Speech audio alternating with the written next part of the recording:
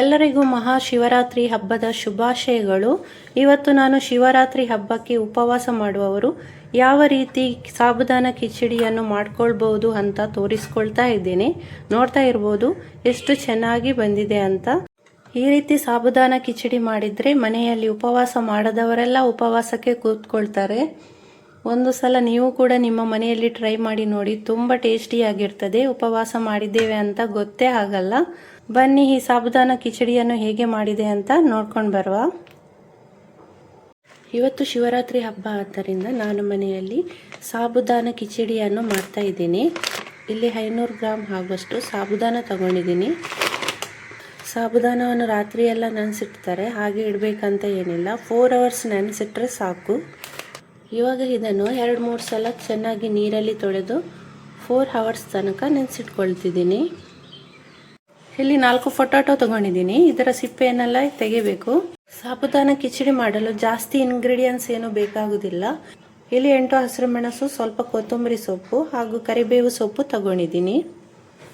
ಇವಾಗ ಇದನ್ನೆಲ್ಲ ನೀಟಾಗಿ ಕಟ್ ಮಾಡಿ ಇಟ್ಕೊಂಡಿದ್ದೀನಿ, ನೋಡ್ತಾ ಇರ್ಬೋದು.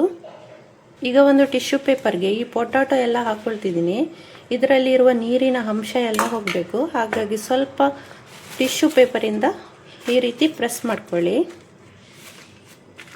ಸಾಬುದಾನ ಕಿಚಡಿ ಮಾಡಲು 1.5 ಕಪ್ ಆಗುವಷ್ಟು ನೆಲಗಡಲೆ ತಗೊಂಡಿದ್ದೀನಿ.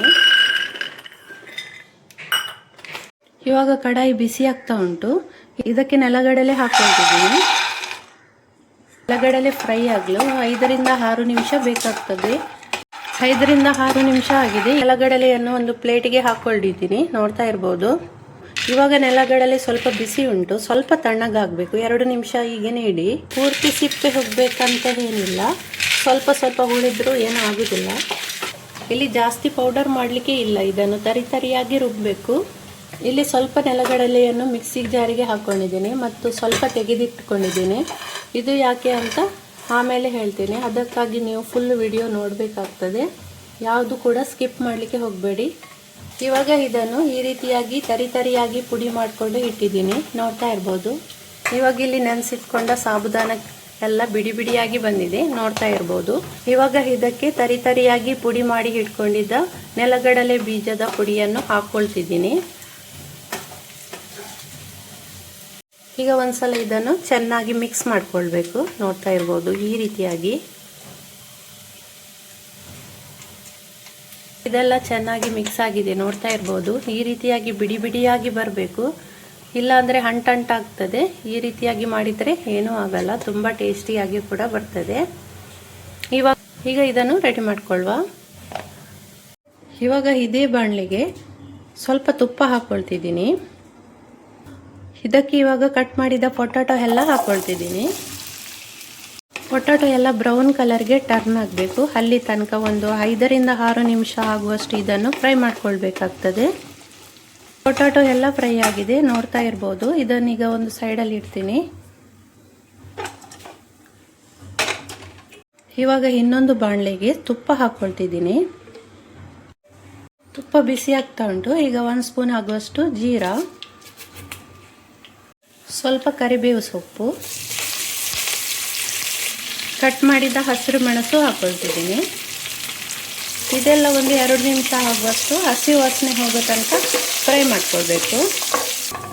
ಈಗ 2 ನಿಮಿಷ ಆಗಿದೆ. ಇವಾಗ ನಾನು ಇಲ್ಲಿ ಮಿಕ್ಸ್ ಮಾಡಿ ಇಟ್ಕೊಂಡಿದ್ದ ಸಾಬುದಾನ ಹಾಕ್ಕೊಳ್ತಿದ್ದೀನಿ. ಇದಕ್ಕೇನೆ 1 ಟೀ ಸ್ಪೂನ್ ಆಗುವಷ್ಟು ಉಪ್ಪು ಹಾಕ್ಕೊಳ್ತಿದ್ದೀನಿ. ಇವಾಗ ಇದನ್ನು ಚೆನ್ನಾಗಿ ಮಿಕ್ಸ್ ಮಾಡ್ಕೊಳ್ಬೇಕು.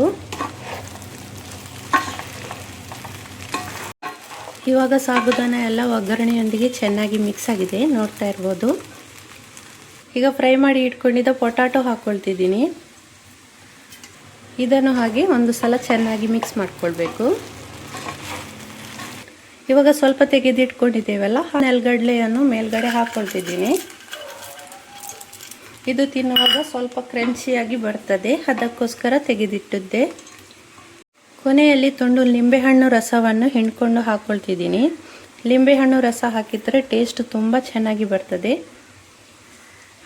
ಕೊನೆಯಲ್ಲಿ ಸ್ವಲ್ಪ ಕೊತ್ತಂಬರಿ ಸೊಪ್ಪು ಹಾಕ್ಕೊಂಡ್ರೆ ಉಪವಾಸದ ಸಾಬುದಾನ ಕಿಚಡಿ ರೆಡಿ ಆಯಿತು, ನೋಡ್ತಾ ಇರ್ಬೋದು.